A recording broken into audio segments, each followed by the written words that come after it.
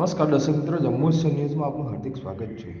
આમોદમાં અકસ્માતમાં જીવ ગુમાવનાર પરિવારને પ્રધાનમંત્રી અકસ્માત વીમો યોજના અંતર્ગત 2 લાખનો લાભ મળ્યો।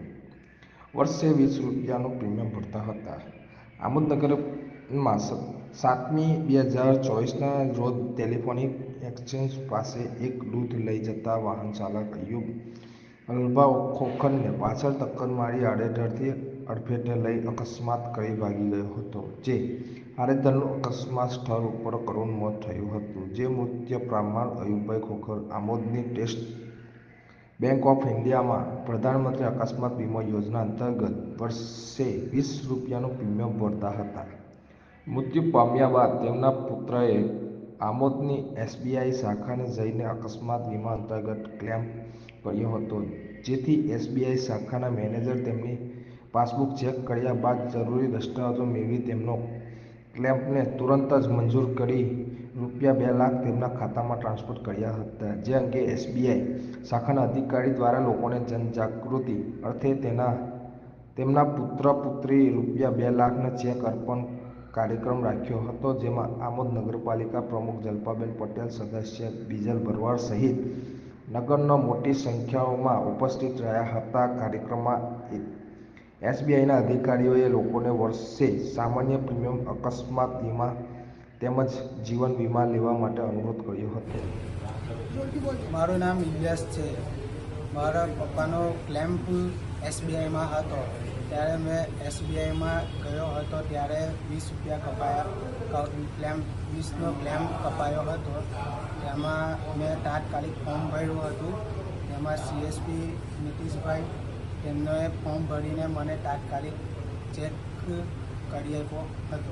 તમારા પપ્પાને શું થયું હતું? એક્સિડન્ટ થયું હતું।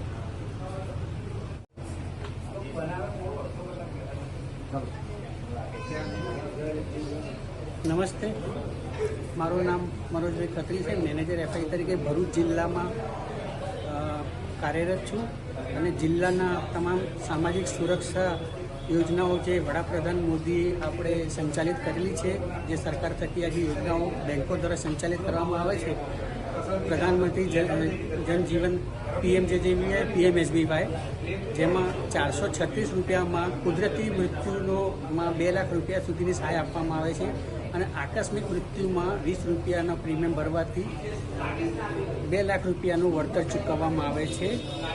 એ સંદર્ભમાં આ શાખાના એક ખાતેદાર હતા અયુબભાઈ ખોખર, કે જેમને પ્રધાનમંત્રી સુરક્ષા યોજના 20 રૂપિયામાં વીમો હતો અને એમનું અવસાન થયું અને જાણ થઈ બેંકને, તો તેમના જે વારસદાર હતા એમણે અરજી કરી હતી અને એ અરજીના સંદર્ભમાં બેંકે ક્લેમ પાસ કર્યો છે 2 લાખ રૂપિયાનો। એમના વારસદાર ખાનીફાબેન, એમના ખાતામાં 2 લાખ રૂપિયા જમા થઈ ગયા છે।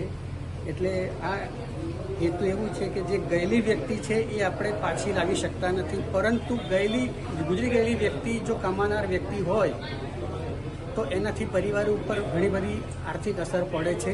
પરિવારનું ભરણ પોષણ કરવું બહુ મુશ્કેલ થઈ જાય છે। તો આવી સ્થિતિમાં કમસે કમ એ પરિવાર આર્થિક રીતે બેઠું થાય એ આશયથી 2 લાખ રૂપિયાનું વળતર ચૂકવવામાં આવે છે, જેથી કરીને 2 લાખ રૂપિયાથી એ પોતાનો નાનો મોટો વ્યવસાય શરૂ કરી અને ફરી પાછું ફેમિલીને પગભર ઊભું થવામાં મદદરૂપ થાય છે। આપણા વડાપ્રધાન શ્રી નરેન્દ્ર મોદીની જે યોજનાઓ, જે એમણે જ્યારે આ દેશનું સુકાન સંભાળ્યું એ પછી એમણે જે અસંગઠિત વર્ગ માટેની જે ખાસ યોજના રાખી છે PMSBYમાં, એમાં દરેક વ્યક્તિ 2 લાખ રૂપિયા સુધીની સુરક્ષા કવચ પૂરું કરવામાં આવે છે। આભાર।